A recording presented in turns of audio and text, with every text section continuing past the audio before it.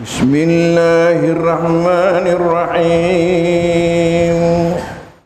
Assalamualaikum warahmatullahi.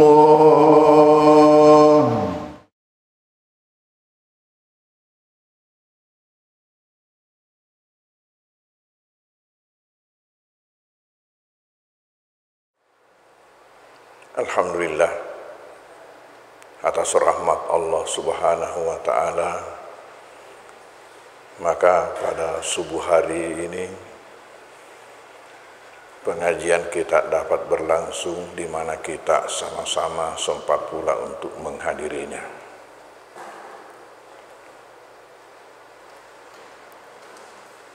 Seperti kita ketahui bahwa subuh hari ini adalah subuh hari terakhir pengajian dari saya sebelum kita memasuki bulan suci Ramadan.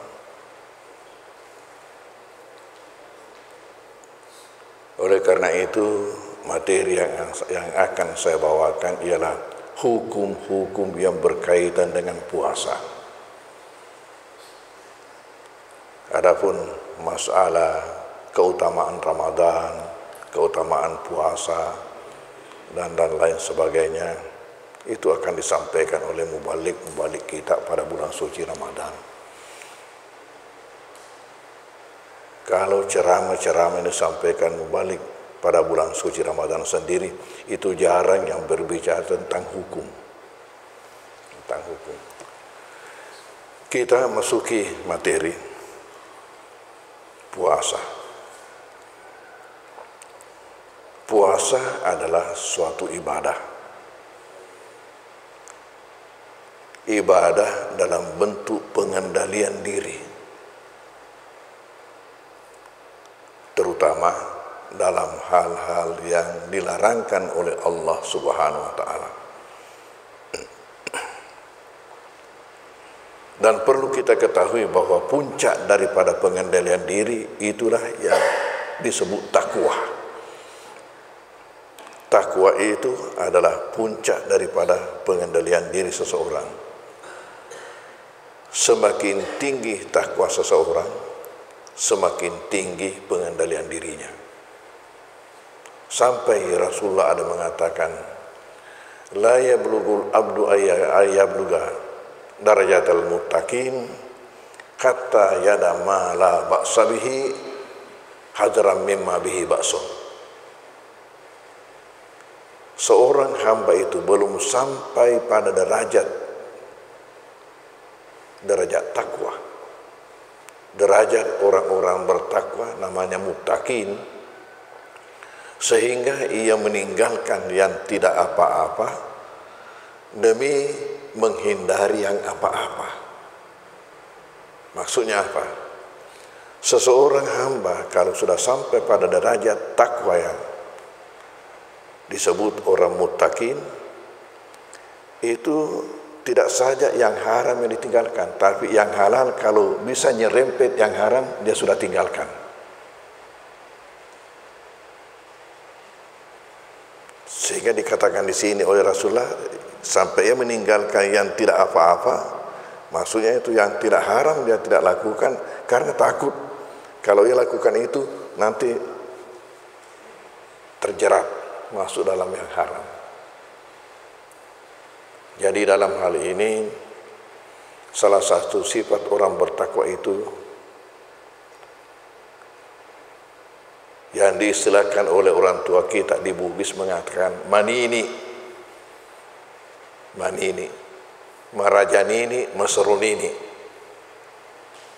Wara itu salah satu sifat orang bertakwa. Nah, kita puasa ini dilatih. Ini suatu ibadah dalam bentuk pelatihan diri kita untuk pengendalian diri. Pengendalian diri di dalam melakukan kebaikan-kebaikan di satu sisi dan di dalam menghindari keburukan-keburukan di sisi yang lain dalam bentuk puasa. Makanya ada hal-hal yang dilarangkan yang sebenarnya halal sebelum kita berpuasa, tapi begitu kita dilatih sampai meninggalkan yang halal buat sementara demi untuk latihan kita nanti sesudah Ramadan agar kita terbiasa pengendalian diri kita. Nah, dalam Islam puasa itu ialah suatu ibadah dengan mengendalikan diri dari berbagai hal sejak fajar menyingsing sampai matahari terbit.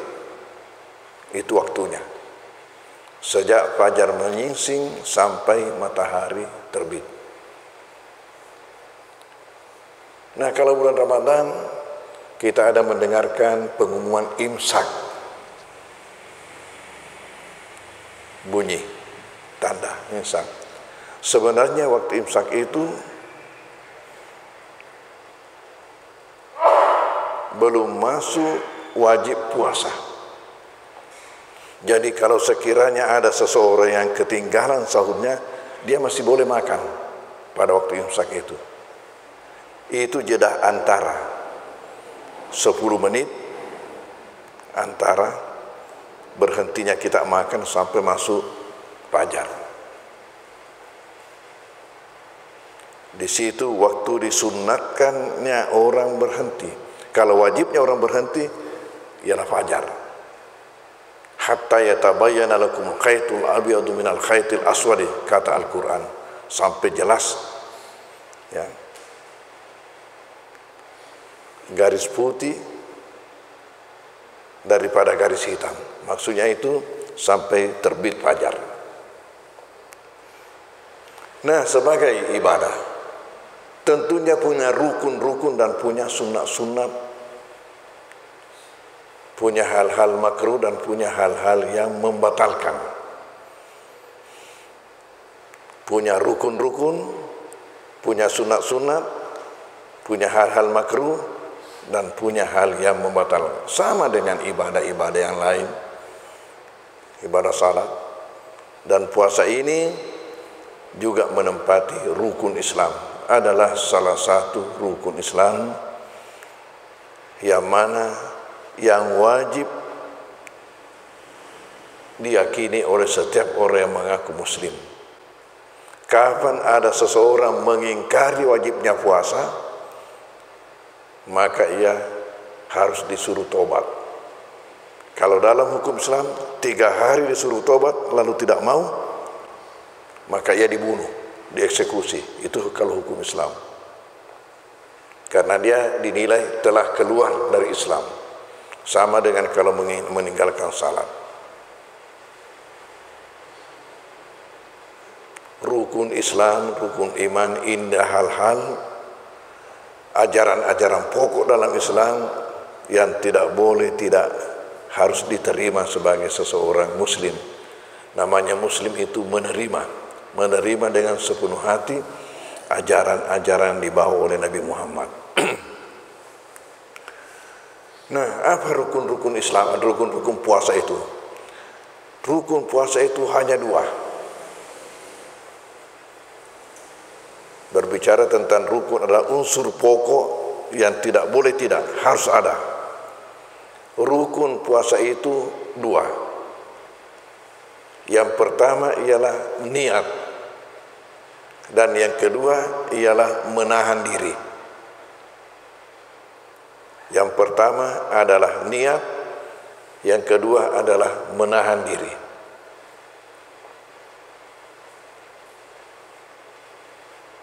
Bagaimana niatnya dan kapan niatnya? Syarat niat itu untuk puasa, khususnya puasa Ramadan, ada 3. Yang pertama ialah penentuan. Yang kedua ialah dikasih bermalam, dilakukan pada malam hari. Dan yang ketiga ialah dilakukan pengulangan setiap malam. Syarat niat puasa Ramadan ada 3. Pertama, penentuan. Penentuan apa?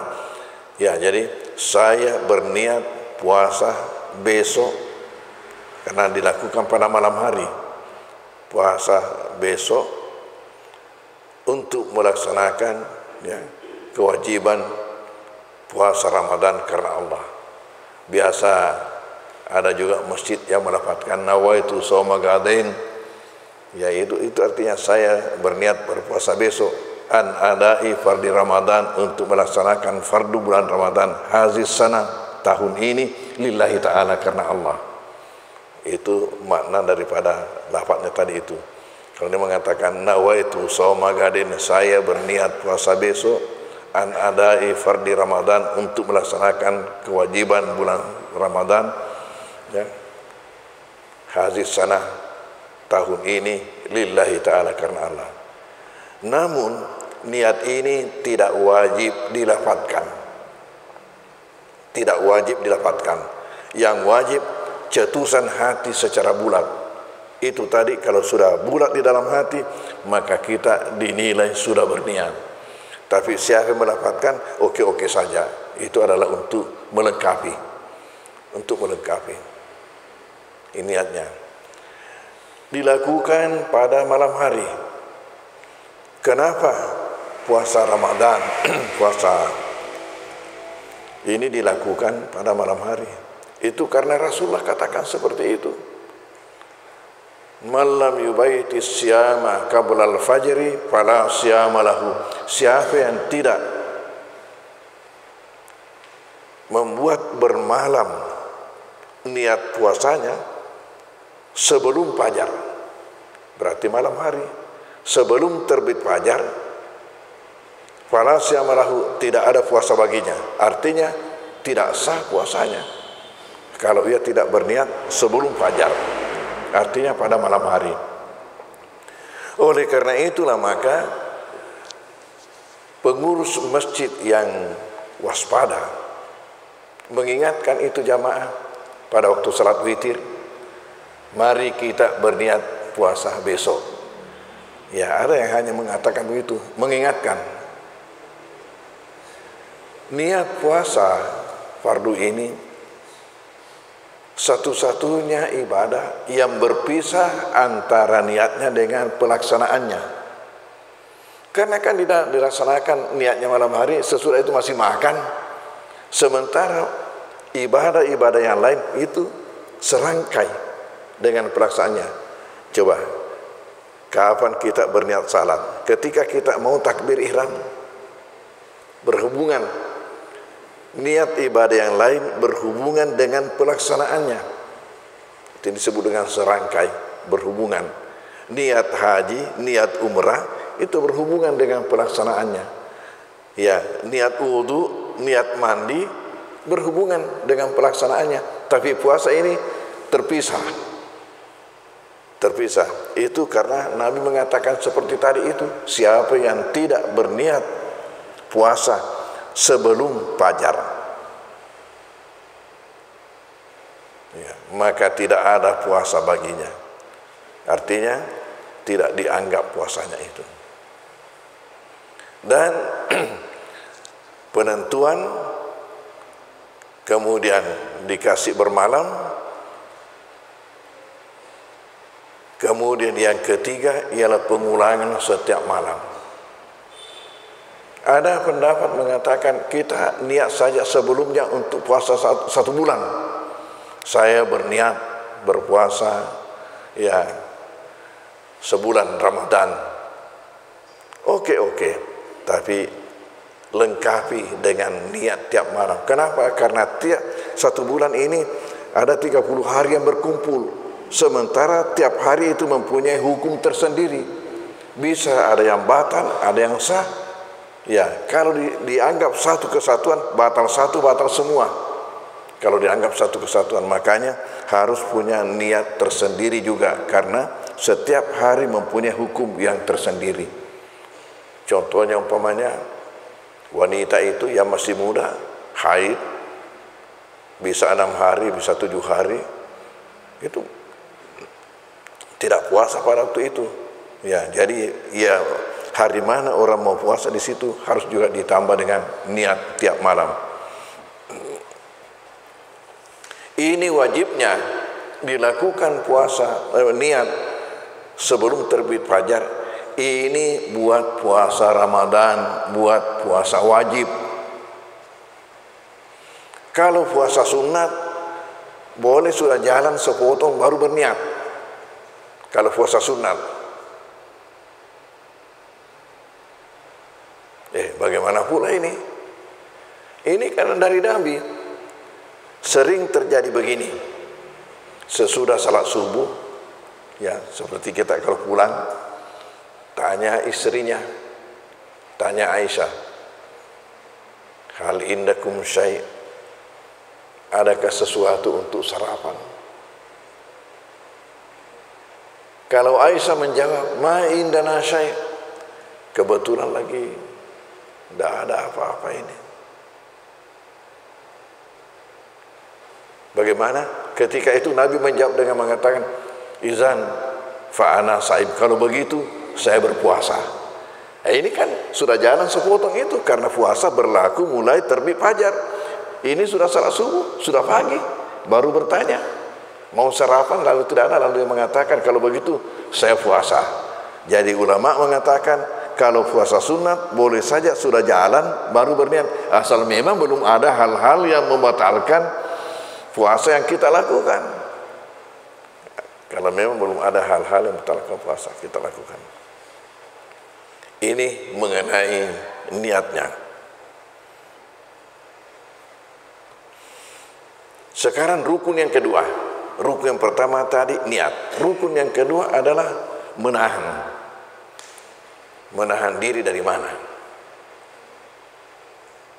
Menahan diri dari hal-hal yang membatalkan.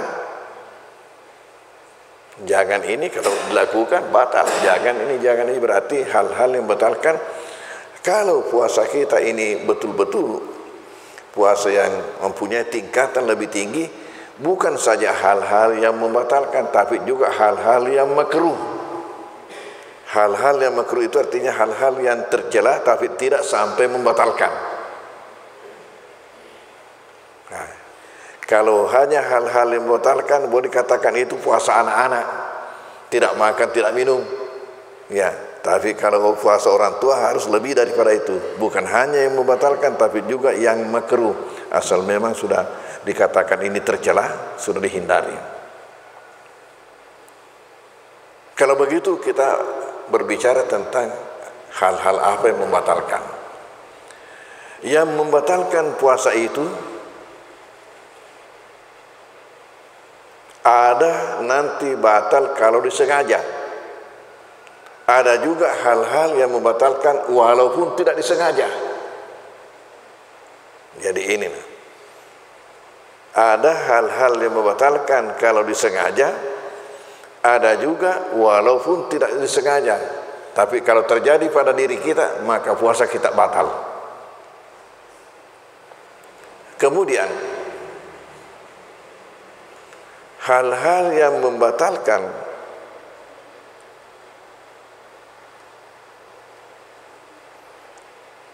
ini, ada yang membatalkan lahirnya puasa, maksudnya badannya puasa, dahirianya puasa.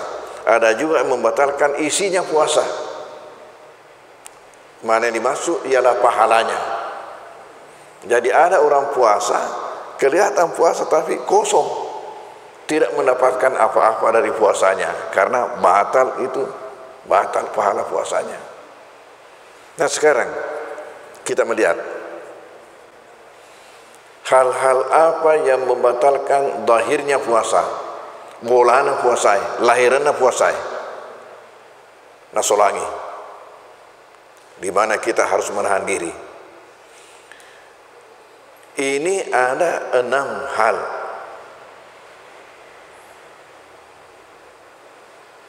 Ada 6 hal yang membatalkan badannya puasa apabila disengaja. Artinya apa? Kalau tidak disengaja tidak batal. Apa itu yang 6 hal? Yang pertama, memasukkan sesuatu ke dalam salah satu lubang yang ada pada tubuh kita, walaupun tidak bersifat makanan atau minuman. Saya ulangi, memasukkan sesuatu lewat salah satu lubang yang ada pada tubuh kita, walaupun bukan makanan atau minuman. Memasukkan sesuatu dalam mulut, lewat hidung, lewat telinga, dan lubang yang ada di bawah. Sesuatu walaupun bukan makanan atau minuman. Apa contohnya yang bukan makanan atau minuman? Merokok. Merokok. Orang kalau puasa dilarang merokok. Kenapa? Karena itu memasukkan sesuatu asap. Bukan makanan, bukan minuman. Asap.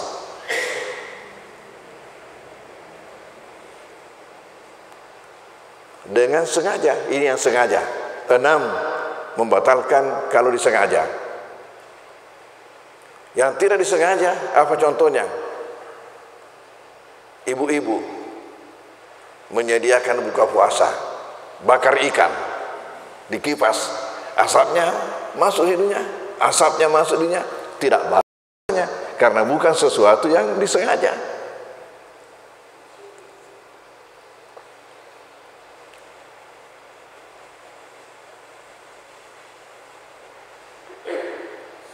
Apalagi contohnya,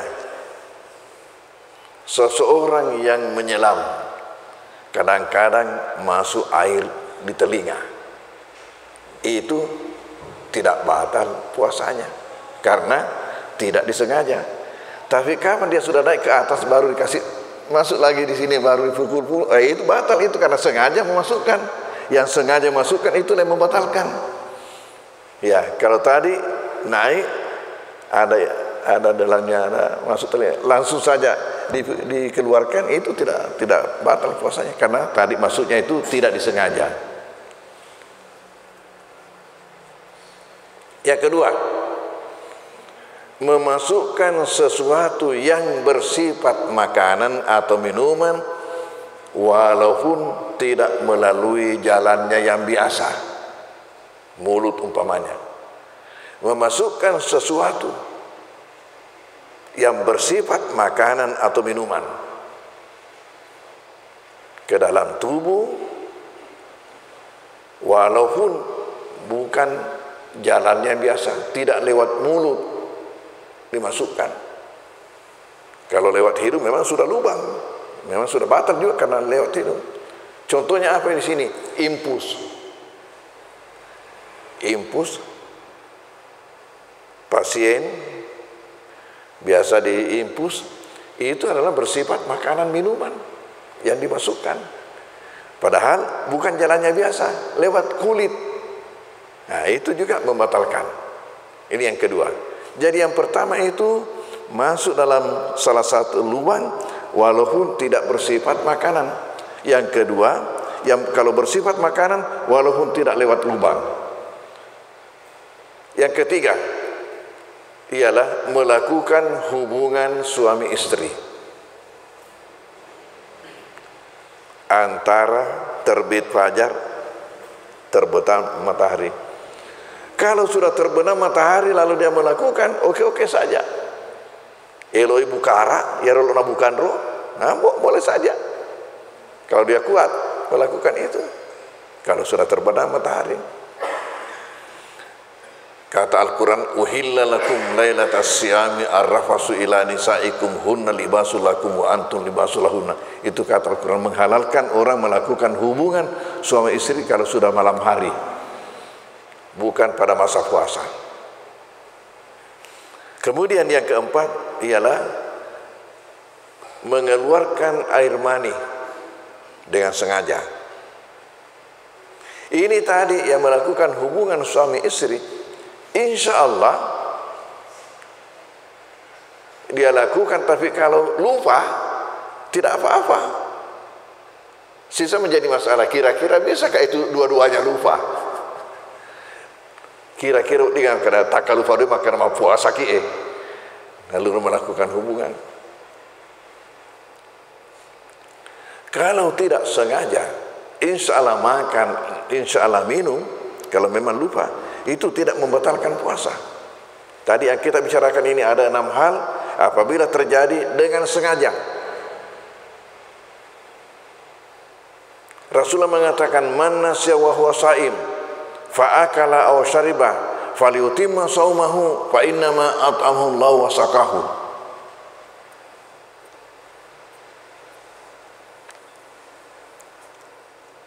Ini hadis riwayat Bukhari Muslim. Siapa yang lupa pada waktu puasa lalu dia makan atau dia minum, nanti kenyang atau nanti sesudah minum baru dia sadar, mau puasa kak paling itu bisa terjadi pada awal-awal Ramadan. Pada awal-awal Ramadan, ya umpamanya dia datang dari pasar, merasa haus, masih tidak sadar bahwa dia puasa. Nanti sudah, mau puasa. Kata Rasulullah apa? Lanjutkan puasamu. Kalau memang kamu lupa, fa innama atamallahu sakau, karena ketika itu kamu mendapat sedekah dari Allah.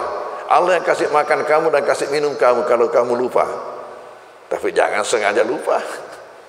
Dia itu gak asal kena kata lupa ini. Bagaimana kalau masih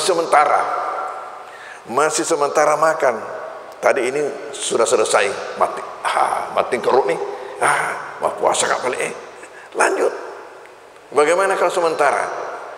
Kalau sementara makan, maka sejak sadar, kapan dia sadar, langsung dikeluarkan ini yang masih ada di mulut, langsung dibuang yang masih ada di mulut.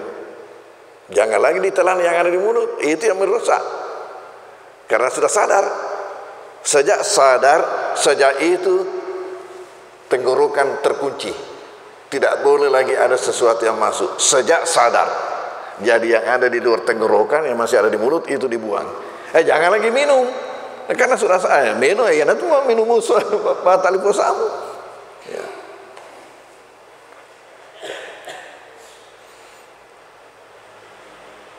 Jadi yang keempat tadi, yang ketiga melakukan hubungan suami istri, yang keempat adalah mengeluarkan air mani dengan sengaja. Kalau tidak sengaja, tidak apa-apa. Umpamanya lagi tidur, mungkin waktu sahur makan enak-enak, ya tak tahu waktu tidur siang, terus mimpi basah, marica lifana, itu tidak batal puasanya karena tidak sengaja.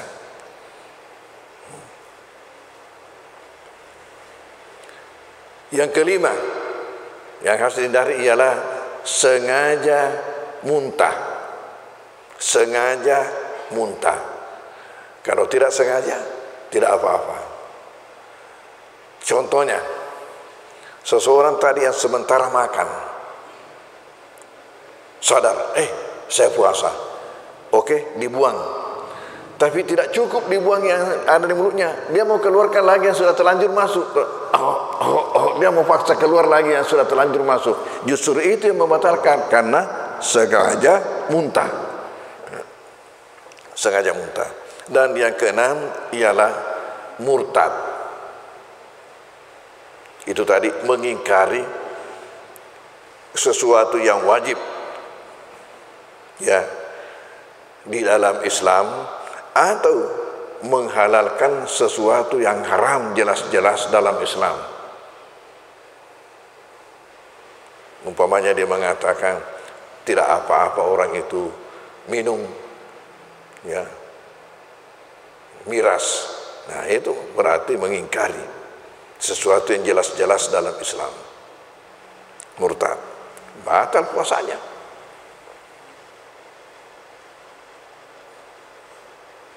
Lalu ada pula 6 hal yang membatalkan puasa walaupun tidak disengaja. Tadi ini 6 hal yang membatalkan puasa karena disengaja. Kalau tidak disengaja tidak batal. Tapi ada juga 6 hal yang membatalkan puasa walaupun tidak disengaja. 3 hal berkongsi antara laki-laki dengan perempuan.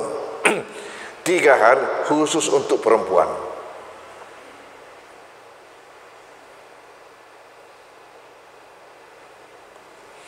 Mana 6 hal yang membatalkan puasa walaupun tidak disengaja?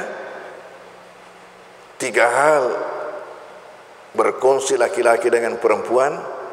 Yang pertama ialah mabuk. Mabuk.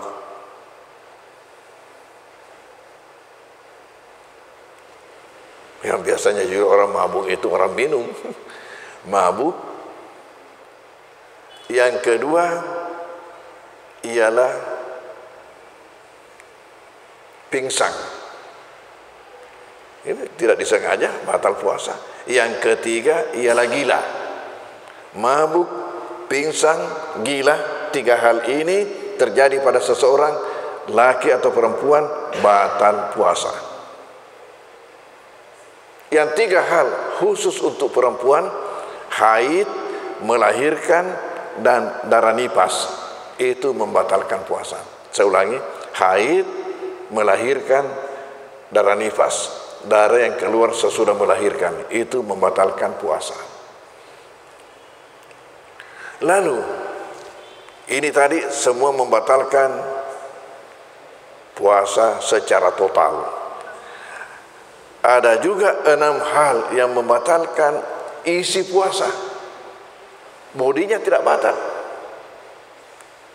Dia puasa dari subuh sampai maghrib tapi kosong. Karena Nabi mengatakan apa? Rubba sa'imin hadduhu min syami al-ju' wal atas. Ada saja orang yang berpuasa, tapi yang ia dapatkan dari puasanya tidak ada yang dapatkan kecuali hanya lapar dan dahaga, hanya lapar dan haus. Artinya kosong, tidak ada pahalanya. Karena ia melakukan hal-hal yang membatalkan tadi itu. Jadi lahirianya dia menahan dirinya dari makan, dia menahan dirinya dari minum, tapi dia melakukan ini, yaitu apa? Dosa daripada 6 anggota tubuh kita. Dosa daripada mulut, dosa daripada mata, dosa daripada telinga, dosa daripada hidung, dosa daripada tangan, dosa daripada kaki. Kapan itu dilakukan? Ya, itu, di situ terserah sedikit banyaknya. Itu akan mengurangi pahala puasa sampai bisa saja puasa itu kosong, tidak ada isinya. Ya, kira-kira apa yang paling banyak ini? Mungkin dosa mulut barangkali. Berpuasa tapi juga berbohong. Kurang lagi itu. Berpuasa tapi juga ia menggunjing orang. Kurang lagi. Berpuasa ia juga melakukan fitnah. Kurang lagi. Berpuasa ia mencaci. Kurang lagi. Berpuasa atau dia melakukan bicara kotor. Kurang lagi. Berpuasa lalu ia melakukan bicara yang tidak benar. Itu semua sampai bisa habis puasanya itu. Ya. Nah, juga kalau kita mendengar sesuatu yang dilarang oleh Allah, kita dengar, itu mengurangi. Lewat mulut, lewat hidung, ya, lewat telinga, lewat tangan, ya kita ambil sesuatu yang bukan hak kita, itu semua berpengaruh terhadap puasa. Kita jalan ke tempat yang Allah larang kita pergi, itu juga. Ini semua hal-hal main di situ. Sedikit banyaknya terserah pada setiap orang, maka bisa saja sampai habis pahala puasanya tidak disadari. Sebagaimana dikatakan Rasulullah, rubba sa'iman laisa hadduhu min syami ilal ju' wal atas. Tidak ada saja orang puasa tapi yang dia dapatkan dari puasanya hanya lapar dan dahaga, habis pahala. Karena itu beliau pesan, Iza kana saumu ahdikum, iza kana yaumu saumi ahdikum, pada hari salah seorang dari kalian berpuasa, fala yarfus wala yashab. Jangan sekali-kali ada bicara kotor, jangan sekali ada bicara-bicara yang tidak benar. Fa in sabahu ahadun au qatalahu, apabila ia dicaci oleh seseorang, au qatalahu, atau mengajaknya untuk berbunuhan. Ini bulan Ramadan. Biasa moto tu bapa Ramadan moto ina panggil wa moto. Biasa moto Ramalangin yang tahu ya, elok siuno. Apa kata Rasulullah? Kalau dalam bulan Ramadan ada orang yang mencaci kita, kita balas dengan caci. Oh, nah solang itu puasa tak?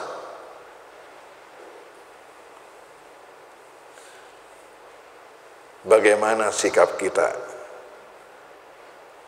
kalau pada bulan Ramadan kata makna tela comu, ibadah itu makna tela comu tu. Kata Rasulullah, ya, ingat, puasa itu adalah pengendalian diri. Puasa itu adalah pengendalian. Di sinilah kita harus sadar, saya ini puasa. Jadi, bagaimana jawabannya? Jawabannya mengatakan, maaf, jangan dampeng. Saya tidak bisa melayani Anda karena saya puasa. Waktu taurungi puasa aku. Saya tidak bisa melayani Anda karena saya puasa. Waktu taurungi puasa aku. Fa in sabahu adun aw qadra falyakul inni shaim, itu petunjuk Rasulullah. Lalu kita pindah kepada hal-hal yang makruh. Ini tadi semua yang membatalkan puasa, kita harus tahan diri daripada itu. Yang merupakan rukun yang kedua daripada puasa ialah menahan dari itu tadi semua. Rukun pertama tadi adalah niat. Lalu hal-hal yang makruh untuk kita lakukan kalau kita puasa, hal-hal yang disunatkan dulu. Yang disunatkan, satu, mempercepat berbuka puasa apabila sudah masuk waktunya. Sudah masuk waktunya, jangan menunda. Dan mempercepat ini namanya ta'jil.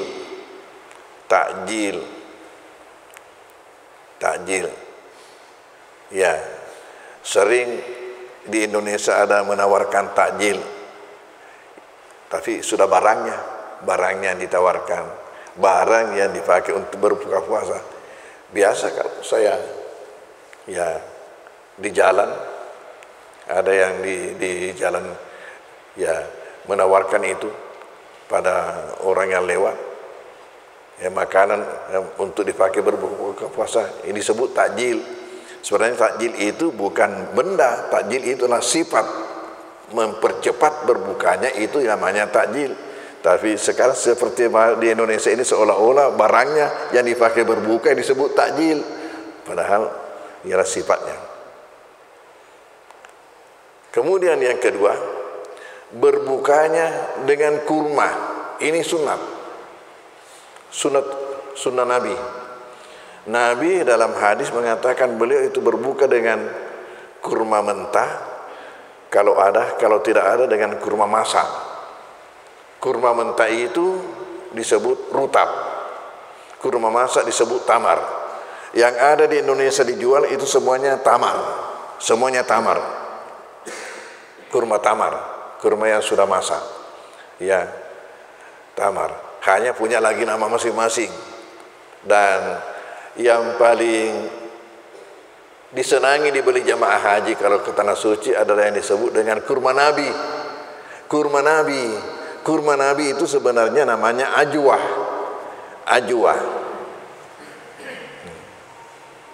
Ada lewat apa namanya, ya,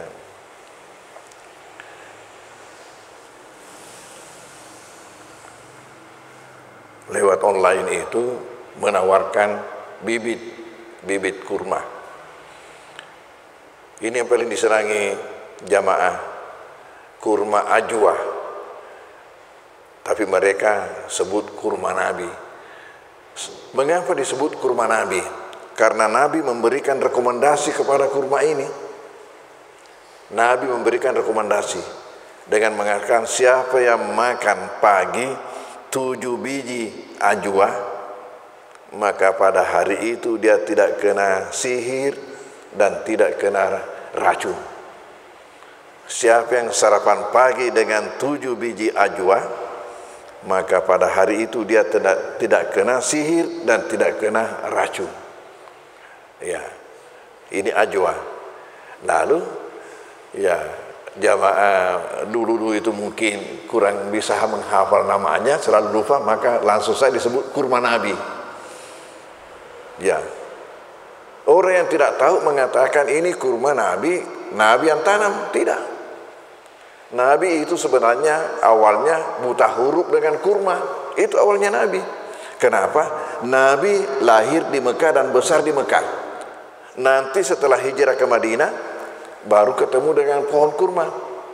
Perlu kita tahu, kurma itu di tanah suci tumbuhnya di Madinah, bukan di Mekah. Kurma itu di tanah suci tumbuhnya di Madinah, bukan di Mekah.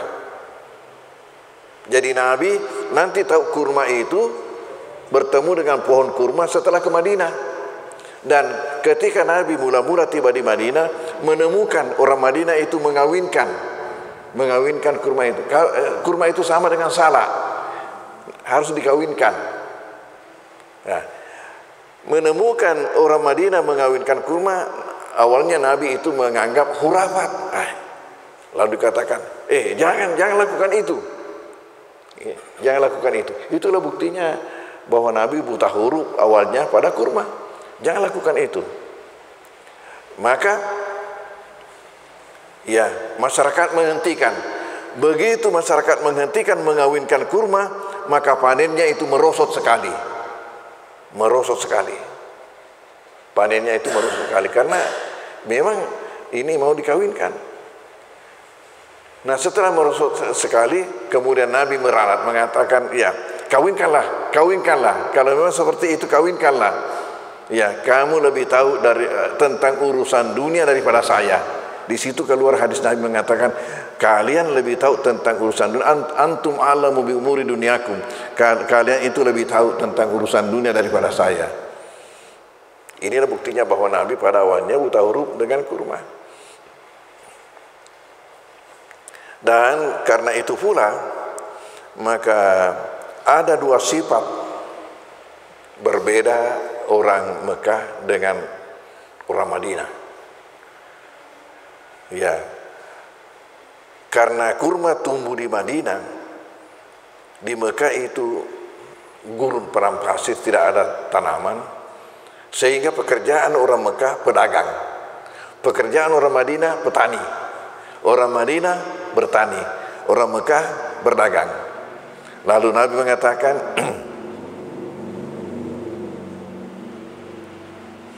masalah timbangan tanyakan orang Mekah, masalah takaran cupak-cupak tanya orang Madinah. Karena petani itu menjual dulunya itu dengan cupak-cupak, dengan takaran cupak-cupak. Ya, sementara orang Mekah berdagang dengan timbangan.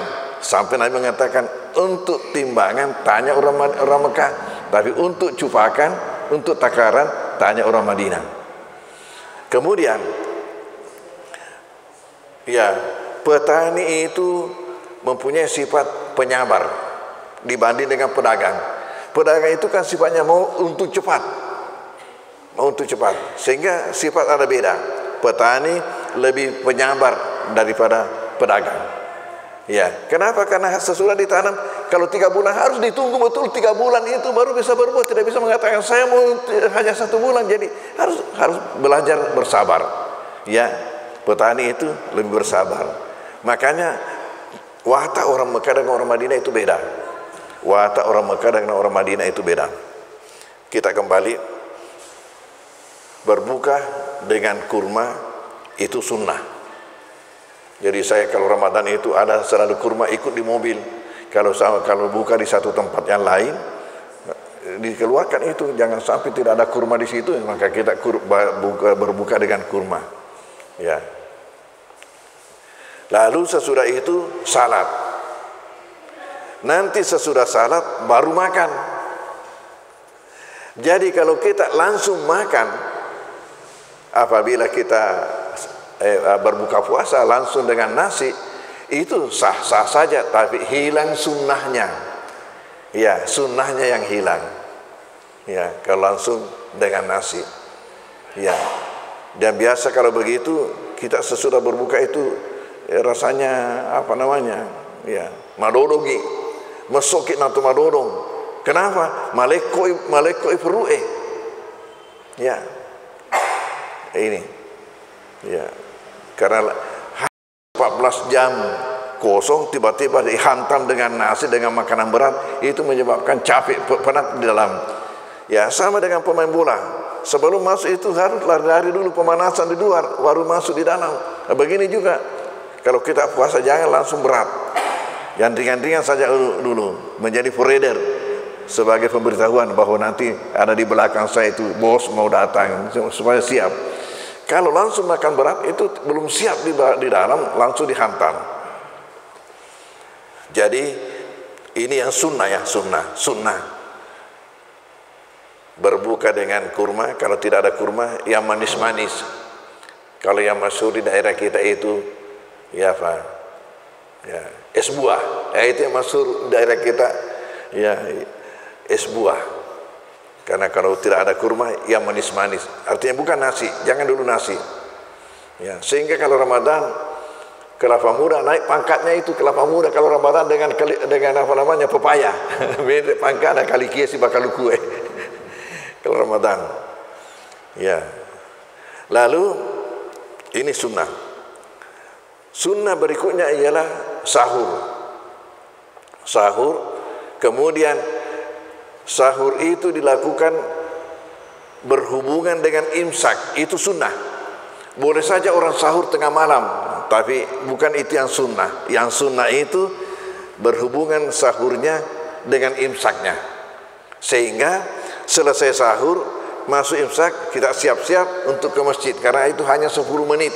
10 menit jarak antara imsak dengan dengan fajar. Demikian juga ya, imsak kita itu sebelum fajar ada waktunya, itu juga sunnah. Kalau yang bukan sunnah nanti berhubungan ya pada besok mande batonga pitawe. Nah, itu yang bukan sunnah. Kalau yang sunnah itu harus ada jaraknya 10 menit. Itu untuk sunnah itu. Lalu yang lainnya yang sunnah itu ialah memperbanyak baca Al-Quran. Tolong upayakanlah baca Al-Quran kalau Ramadan. Kalau Ramadan saja kita tidak baca Al-Quran, saya khawatir jangan sampai kita mati lalu tidak baca Al-Quran. Dan kita melakukan tindakan yang tidak adil. Apa tindakan tidak adil? Ada orang tidak pernah baca Al-Quran, tapi setelah mati minta dibacakan Al-Quran. Itu tindakan tidak adil itu. Dek nak kena ngaji tu natu si sana mati elok yang ngaji yang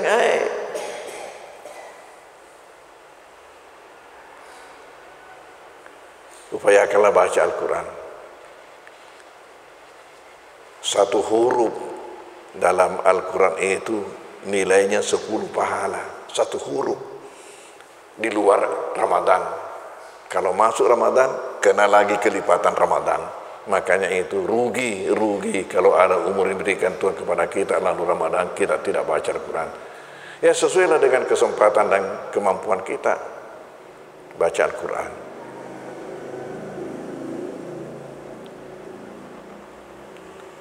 Yang lainnya memperbanyak sedekah, infak. Apalagi zakat itu kewajiban, harus jangan lepas kalau bulan Ramadan. Kata Rasulullah, sedekah yang paling afdal adalah sedekah yang dikeluarkan pada bulan Ramadan. Mari kita bersedekah. Banyak sekali manfaat daripada sedekah itu. Nanti diterangkan oleh ustaz-ustaz kita pada bulan Ramadan. Perbanyak. Dan yang lainnya adalah iktikaf. Iktikaf bulan Ramadan, khususnya pada 10 malam terakhir. Itu yang sunnah. Yang sunnah. Ya. Lalu yang makruh-makruhnya itu ialah menyalahi yang sunnah ini. Umpamanya memperlambat berbukanya itu termasuk makruh. Ya, mempercepat sahurnya itu termasuk makruh. Kemudian melakukan hal-hal yang tercela, yang ringan-ringan itu makruh. Kalau sudah berat, itu sudah merusak isi puasa kita. Saya kira inilah sempat saya sampaikan. Terakhir tadi ada lupa. Ketika kita berbuka, jangan lupa doanya. Doanya selalu kita dengar di radio atau televisi. Ya, selalu kita dengar doanya itu.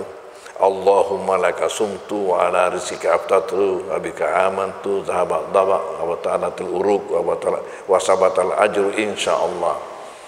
Allahumma ya Allah, laka sumtu, saya puasa ini untuk kamu. Wa ala rizqika aftatu, dan saya berbuka ini berdasarkan rezekimu kepada saya. Wa bika amantu, dan saya lakukan ini karena saya beriman kepadamu. Zahabat daba, setelah berbuka ini maka hilanglah rasa haus, wa batalatul uruq, dan basalah tenggorokan, wa sabatal ajru insyaallah, dan datanglah pahala karena Allah insyaallah. Ini doanya kalau kita berbuka puasa. Bismillahirrahmanirrahim. Wassallallahu ala sayyidina Muhammadin wa alihi wasallam. Allahumma anfa'na bima 'allamtana wa 'allimna ma yanfa'una warzuqna ilman yanfa'una. Wa sallallahu ala sayyidina Muhammadin wa alihi wasallam. Walhamdulillahi minal Fatihah. A'udzu billahi minasyaitonir rajim. Bismillahirrahmanirrahim. Alhamdulillahil alamin arrahmanir rahim maliki yaumiddin. Iyyaka na'budu wa iyyaka nasta'in. Ihdinas siratal mustaqim, siratal ladzina an'amta 'alaihim ghairil maghdubi alaihim waladdallin. Amin. Wassalamualaikum warahmatullahi wabarakatuh. Assalamualaikum warahmatullahi